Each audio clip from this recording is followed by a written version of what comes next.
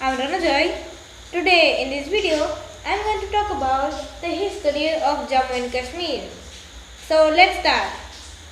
So we all know there's a union territory in India that is to the north and is also partitioned by three countries that all have nuclear weapons and and if their population is combined into one, then it will make up 40% of the world population.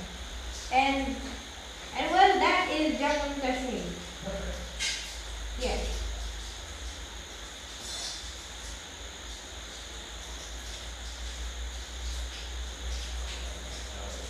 So this is Jammu and Kashmir. Here, alright? Yeah, this is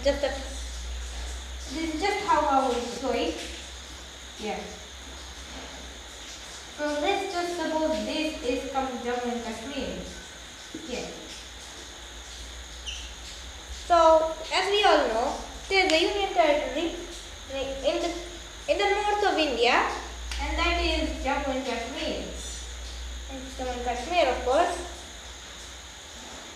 And this area or union territory is actually divided by three countries, which is India, Pakistan,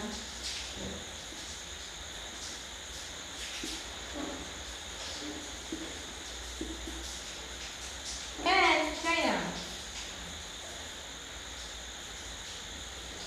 Yes, China. So this area is actually partitioned by three countries, India, Pakistan and China. And these three all have rivalries, is of course, and from India's independence to the current time. Yes. And this is how it may seem. Yes, it is like this. So here, this is how it really goes. So here's the outside Chin area occupied by China, and this area which is occupied by Pakistan, and as we all know, this area which is controlled by India. Yes, these are the areas where there are military forces. But here, where there's actually military and armies in the area. Yes. And they have occupied, but they are not fully recognized by everyone. Like India claims to have all of it, as we all know. Yes, and it should be. Pakistan thinks it should get this northern region, and China would get outside China. So this is how it may seem when the disputed territory is actually being occupied. India and Jammu and Kashmir will be a lot smaller. But let's go back in time to the independence of India. So it all starts independence of India. Oh, and by the way, 15 August is coming by now in 15 days. Yeah, that's something. Yeah, it's just a reminder. So it all starts from the independence of India, or it can go way back when the British colonized India.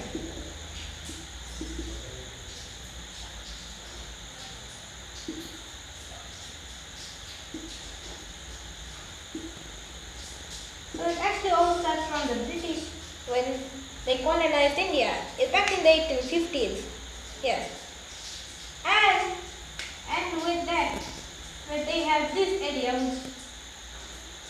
this is the area. It includes it also includes countries like Pakistan, Bangladesh, and Myanmar. Yes, right here.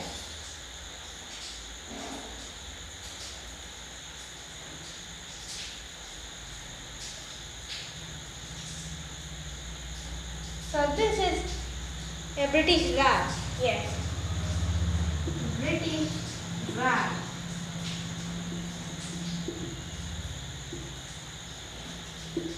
And it was colonized and made in the 1815s when the British have defeated the Mughals that originated or occupied ruled India until the 1850s when the British ships have came to the continent and started to attack the Mughals.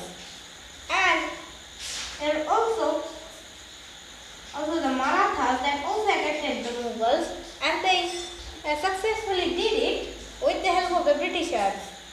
But the Britishers also have defeated the Marathas because they had guns. Yes, because the Britishers obviously had invented a lot of weaponry like guns. Yes, like they have used gunpowder in order to make guns, while the Mughals only had swords and archers. Yes, like bow and arrows. But since the Britishers had more powerful weapons, they have easily colonized India, including some parts like Myanmar. Yes. And when it occupied India, it had decided to divide it by the whole area where they have colonized it into hundreds of princely states. Yes, princely states.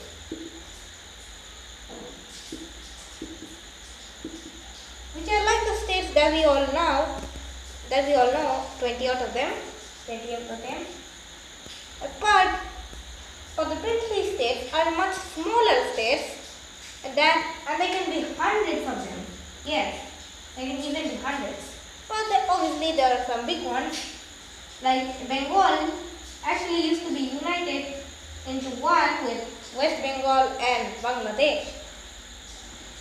But here, Jammu and Kashmir also existed as a princely state, or actually just a normal state, because it wasn't too small.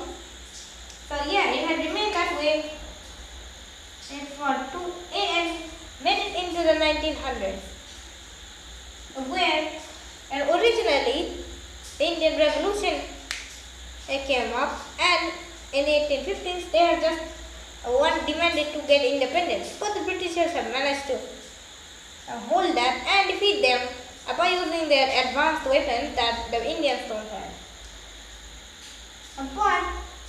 But now the 1930s came, or the 1940s, and World War II began, and the Britishers had to focus more on the war than their colonies. But it is also important that they have to get resources from their colonies, but at the same time they have to supply their colonies with like guns so they can fight the others. Yes, the Japanese or the Japanese Empire.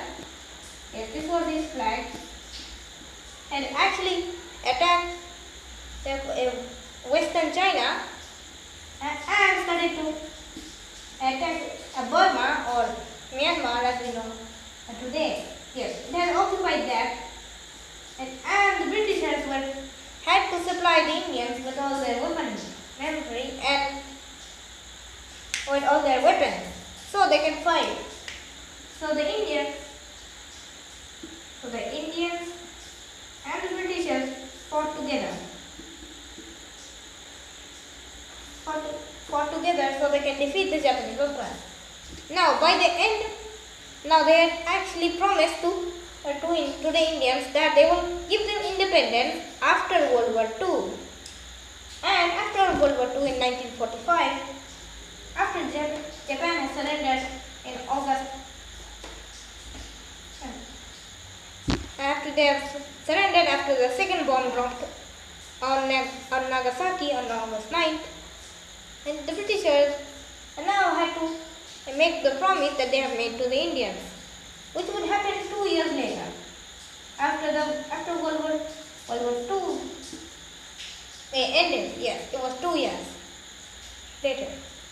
And now they had to actually divide, had to actually make the colony independent.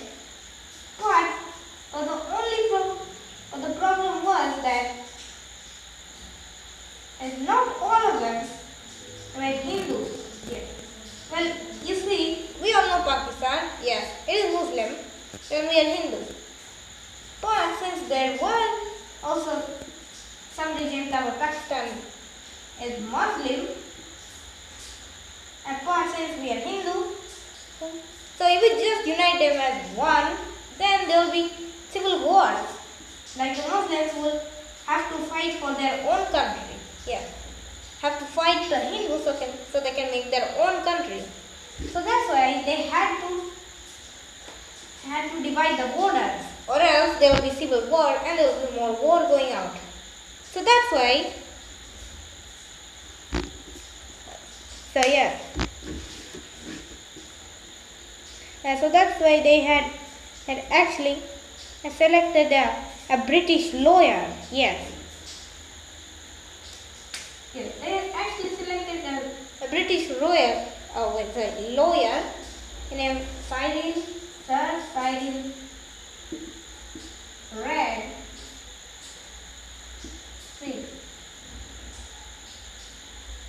So here they had selected a British lawyer named Sir Cyril Radcliffe to draw the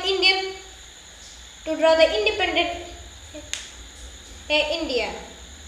But the only problem was that Sir Cyril Radcliffe had never even gone to India, not even once.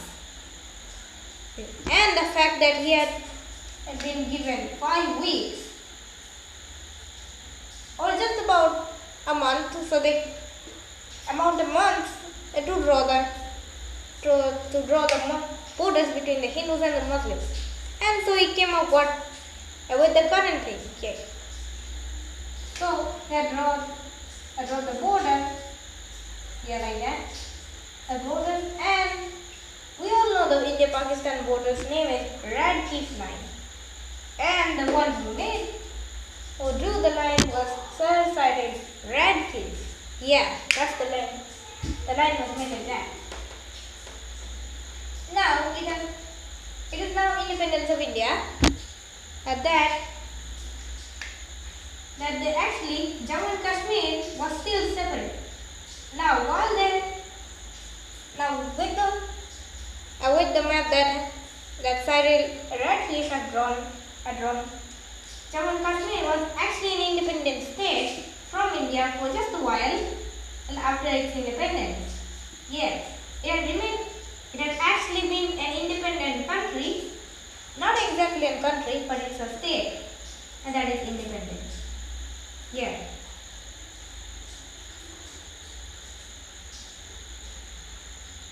And so it was actually a separate state for a while, until the ruler.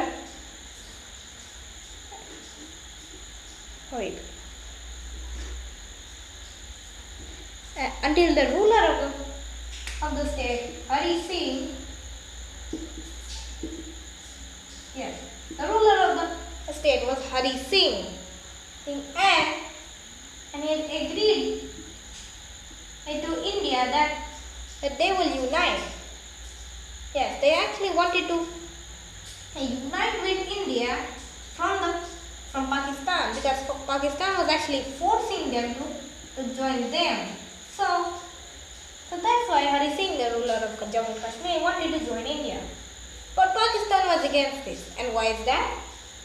Well, the only problem was that the population of Jammu and Kashmir was mostly Muslim. Yes. So it was quite a problem, because this Muslim area, this Muslim state is uniting with a Hindu country. So Pakistan was not happy with this, and later on India and Pakistan had fought multiple wars against themselves in order to clear Jammu and Kashmir. Yeah. And also in 1961, China also wanted a piece of wanted the slice of cake from Jammu and Kashmir, Or what I meant is that they also won in some area, because since they were fighting, it was just distraction on fighting one after one another. China could also snatch up and also get here and also claim some territory. So while there was already a militarized zone between Pakistan and India that had been claimed from the last war, China had declared war on India. Yes, sir.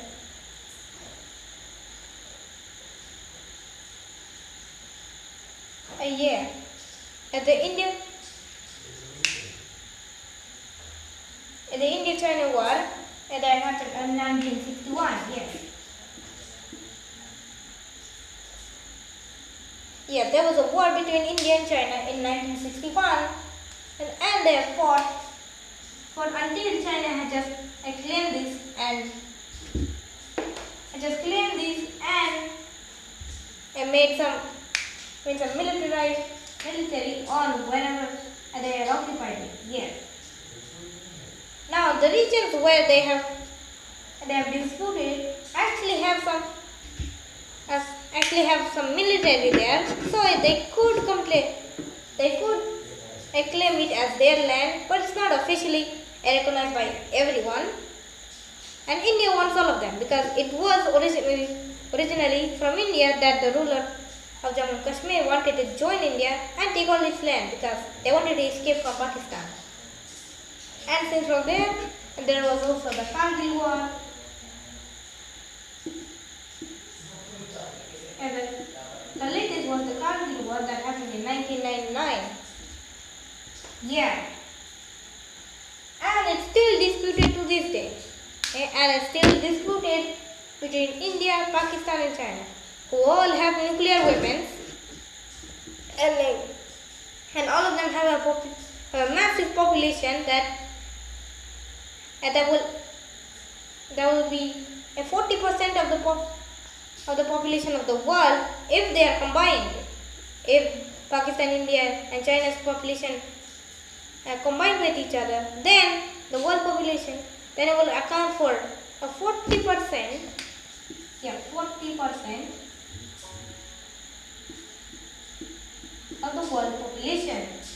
Yeah, just about 40%. Okay, so that's all for the history of Jammu and Kashmir. So that's all for this video. Thank you for watching my video. Bye. See you next time.